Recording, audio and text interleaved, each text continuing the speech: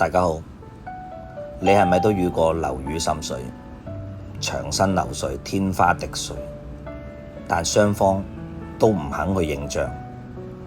喺2023年，澳門正式實施第9/2023號法號，引入咗必要仲裁制度，處理樓宇滲水嘅爭議。意思係唔使打官司都可以有法律嘅裁決，維權更有效率。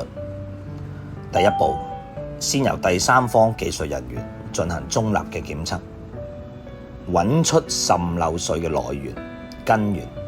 第二步，如果雙方無法協議，就可以同仲裁中心提交申請，進入必要嘅仲裁程序。整個過程係有時間限制嘅，但係唔需要經法庭，可以大大咁慳錢同埋慳返啲時間成本。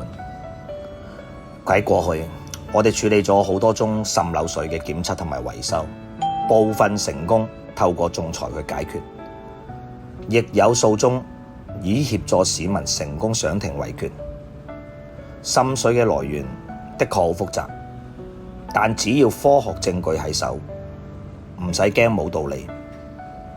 我哋用嘅器材係有國際嘅認可，年度嘅維護，能準確揾到問題嘅根源，避免咗冇必要嘅爭拗同埋破壞。其實好多滲漏水嘅爭議，只要願意去溝通，再加埋專業嘅評估，根本唔使走到去對簿公堂呢一步。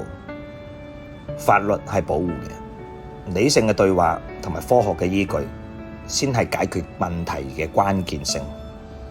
滲水唔等於麻煩，揾啱方法自然解決到。多謝大家。